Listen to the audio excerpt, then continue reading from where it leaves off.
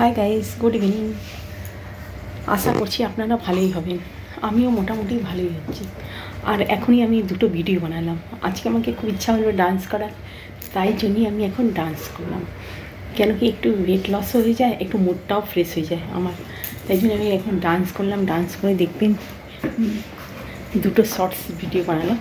আর তারপর ফির আমার যে মেয়ে স্মোকি হচ্ছে, টাইম দিলাম। ও একটু দুষ্টুমিতে একটু জানেন একটু বেশি দুষ্টুমি করে, আমার হাতটা খেয়ে একদম চাটনি বানিয়ে নিয়ে যাতে রুটিও না বানাতে পারি, এটাই। আর আমার টিয়ারা এখানে বসে রয়েছে আমার অপেক্ষায়। এই যে দেখুন সুইটু, হ্যালো সুইটু, এই যে হ্যান্ডশেক করবে, হ্যালো সুইটি, সুইটি সুইটি।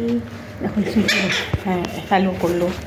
আর তারপরে শেষে এইদিকে গরু টুরু আছে, এদিকে এখন অন্ধকার হয়ে গেছে।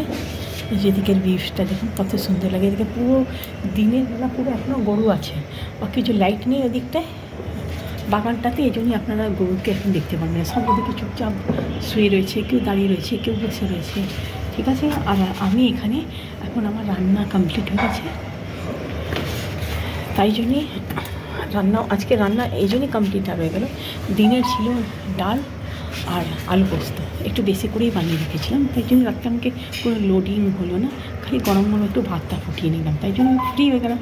যখন আমি ফ্রি হয়ে যাই তখন আমাকে আমি টাইমটা কেমনি করে কাটাই, হ্যাঁ। তখন একটু বাচ্চাদের সাথে গল্প করলাম, ছেলে মেয়ের সাথে। তারপরে ফির আমি এলাম কী করি কোথাও যাবার টাবার তো নেই, কোথায় যাবো আর রাস্তায় না, এই ধুলোবালিতে। তো ফির ভাবলাম কী করি, ভিডিও বানাই। তাই মুডটা একটু ফ্রেশ ছিল, কেন কি বিকালে আমি অনেক আজকে দুপুরে কাজের পরে ঘুমিয়ে গেছিলাম। পোস্ত খেলে একটু ঘুমটাও একটু বেশি লাগে, তাই জন্যই আমি আজকে 1.5 ঘন্টা ঘুমিয়েছিলাম। তো ফির দেখলাম মুডটাও ফ্রেশ হচ্ছে, তো ফির ভাবলাম কী করি। তো তারপরে আমি ডান্স করলাম, দুটো ডান্স করলাম, আর ডান্স করে ভিডিও বানালাম। তারপর ফির আমি কী করি ভাবলাম একটু আপনাদের সাথে একটু গল্প আড্ডা দিয়ে দিই না। আপনারা কেমনি আছেন, আশা করছি ভালোই থাকবেন আপনারা। আর দেখুন এখন বেশি পাখা চালাবেন না, ঠিক আছে, কেন এখন পাখা চালালে ঠান্ডা লেগে যায় আর কাটা ম্যাচ করবে। হোলি আসছে, হোলির পরেই পাখা চালাবেন। এখন যতটাই পারবেন একটু উষ্ণ গরম জল দিয়ে চান করবেন। আমি তো উষ্ণ গরম জল দিয়ে এখনও চান করছি, হোলির পরেই ঠান্ডা জল দিয়ে চান করবো। এখন উষ্ণ গরম জলই ইউজ করি।